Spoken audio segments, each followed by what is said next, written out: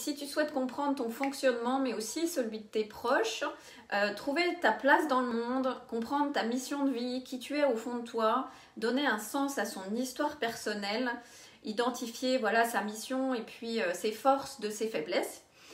Donc aujourd'hui, on va parler des familles d'âmes. Et moi, je me suis intéressée plus particulièrement au modèle de Diane Leblanc, parce qu'il existe aussi celui des familles, des 13 familles d'âmes de... comment elle s'appelle Marie-Lise La Bonté.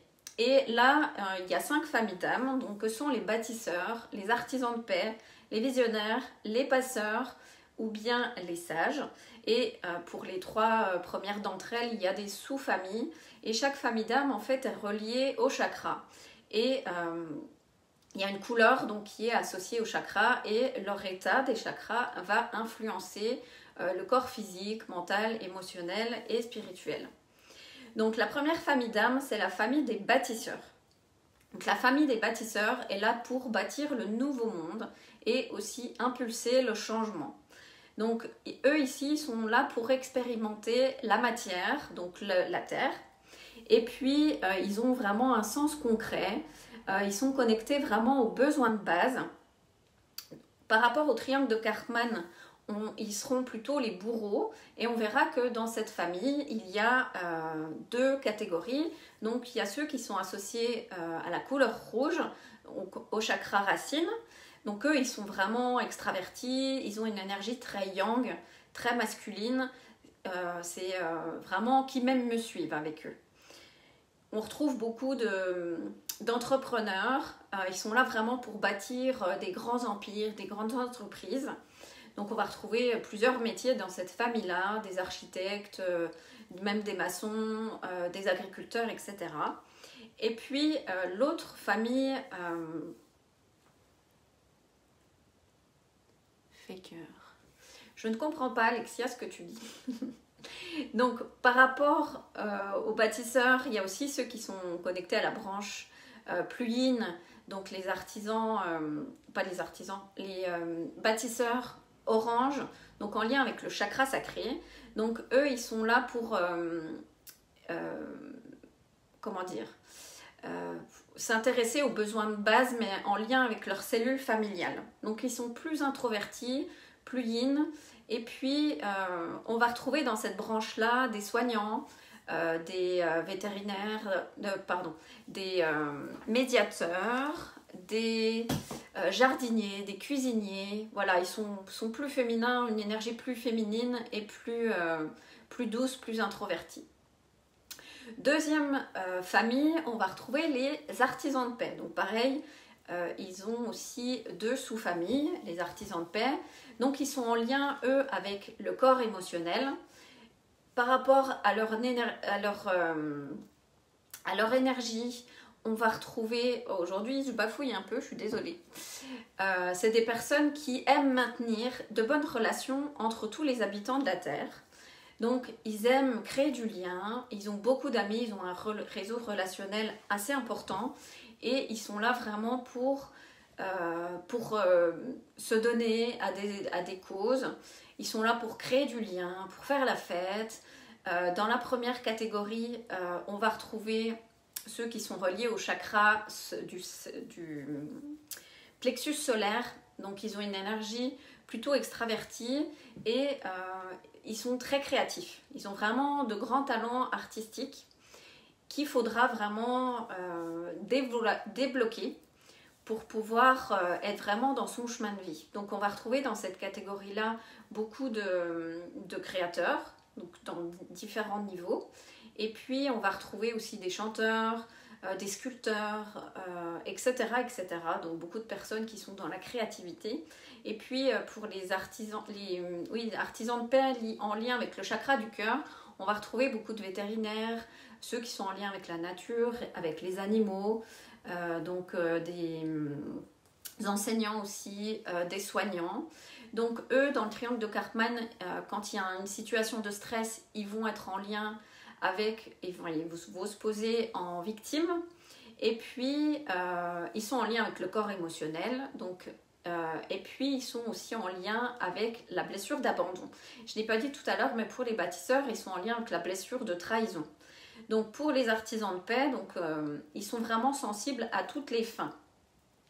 Au deuil, voilà, dès que quelque chose se termine, que ce soit dans le couple ou quand voilà, ils font une grande fête, ils seront vraiment sensibles, ils auront un peu de mal à se remettre dans le bain.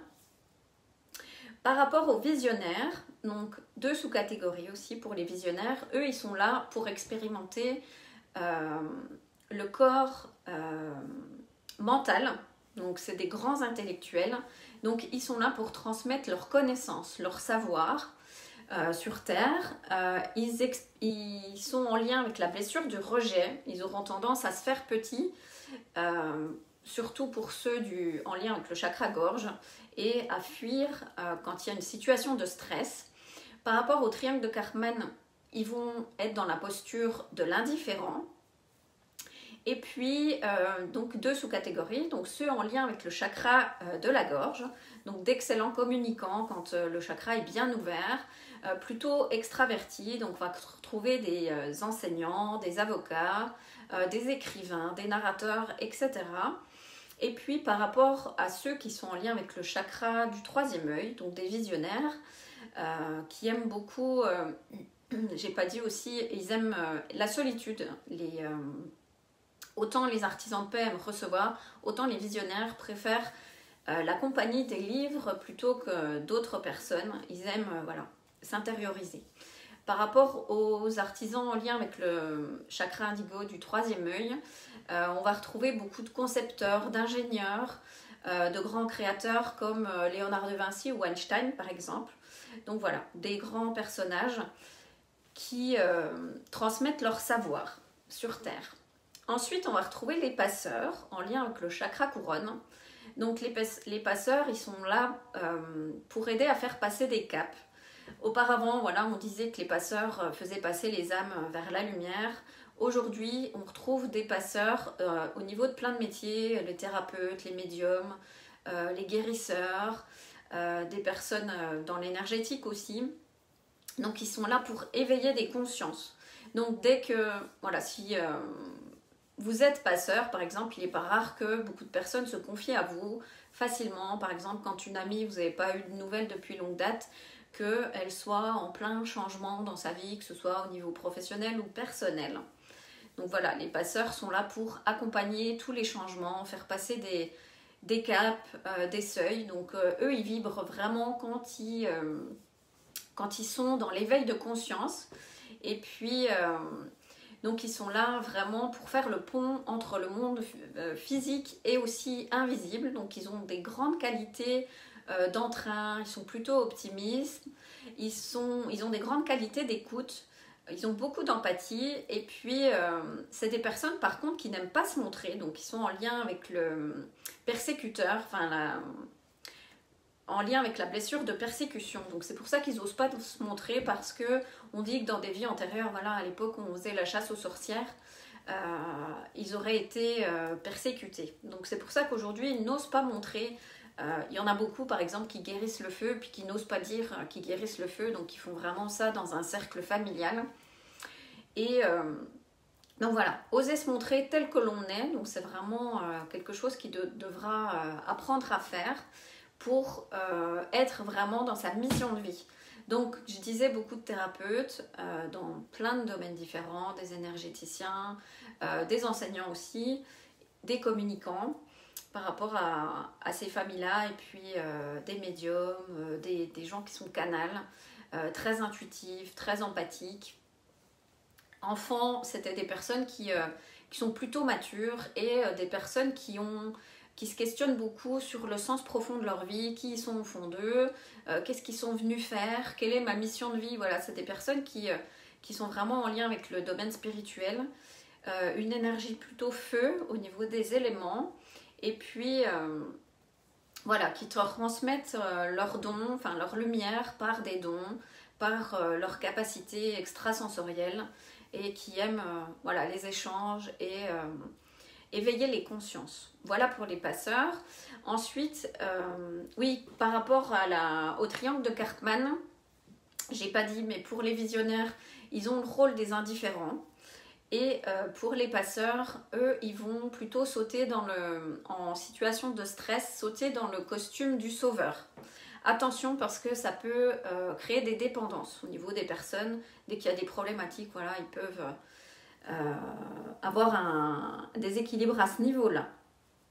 Donc attention à pas trop se perdre et pas non plus à trop se donner, à s'oublier et puis à vouloir vraiment aider tout le monde. Ensuite, dernière famille, un peu à part, puisqu'elle est aussi à part des chakras, c'est la famille des sages. Donc ils sont peu nombreux, c'est des personnes qui sont vraiment alignées, qui rayonnent, qui ont fait des stages dans toutes les autres familles d'âmes, et eux, ils n'ont rien à faire qu'à rayonner et à apporter l'amour inconditionnel. Donc dans cette branche-là, on va retrouver Dalai Lama par exemple, Ama, Gandhi, voilà tous ces personnages-là, ou des grands chamans, ou des personnes vraiment qui sont parfaitement équilibrées. On peut leur dire n'importe quoi, ils n'ont plus rien qui les touche. Ils ne sont pas en lien avec le triangle de Karpman non plus. Voilà, des personnes très rayonnantes vers qui on va aller spontanément vers elles, qu'on a envie de serrer fort dans ses bras. Voilà pour les sages. Donc pour toutes ces familles d'âmes-là. Est-ce que vous vous reconnaissez dans l'une ou l'autre de ces familles d'âmes-là? Quand je fais mes séances de lecture d'âme, on va voir dans quelle famille d'âme on se situe, parce que ça permet vraiment de comprendre qui on est au fond de nous, notre fonctionnement et aussi celui de nos proches. Donc ça peut éclairer par rapport à ce qu'on est venu faire en fait. Donc, est-ce que vous avez une petite idée de qui vous êtes, si vous avez pu suivre les 5 familles d'âmes? Donc, j'ai parlé des bâtisseurs, donc qui sont là pour expérimenter le domaine physique en lien avec la terre. Les artisans de paix, eux, qui ont une énergie plutôt haut et qui sont là pour expérimenter le corps émotionnel. Les visionnaires, qui ont une énergie très air et qui expérimentent le corps mental. Et puis les passeurs qui sont là avec l'élément feu et qui expérimentent le domaine spirituel. Et puis les sages qui sont un peu hors catégorie. Donc voilà pour les familles d'âmes.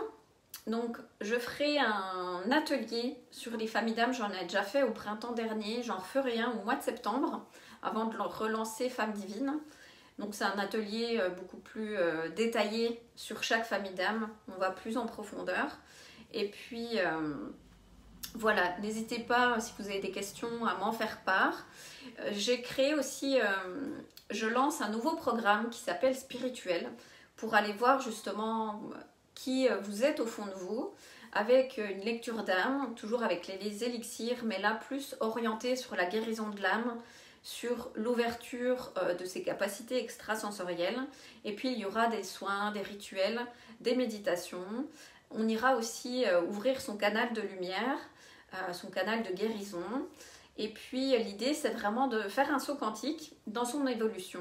Et puis voilà, pour les personnes qui sont dans l'accompagnement, qui aiment éveiller les consciences autour d'elles, qui ne se sentent pas légitimes.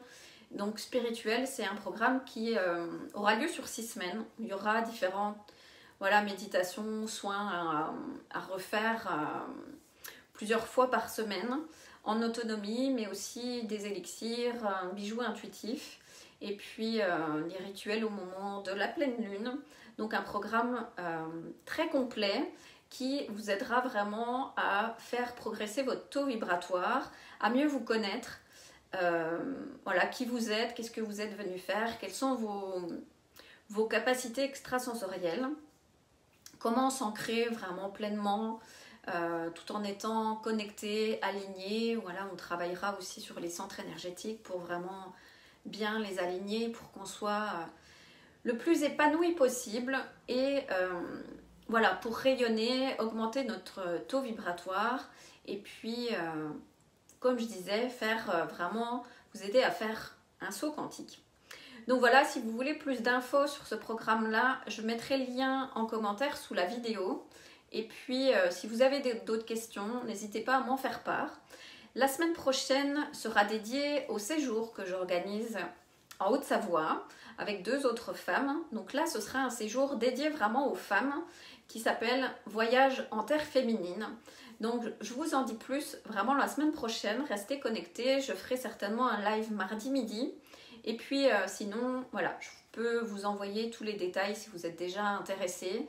Il reste encore 5 places, mais ça risque de partir vite. Voilà, je vous souhaite une très belle journée et puis prenez soin de vous. On se retrouve la semaine prochaine. À bientôt, merci de m'avoir écouté.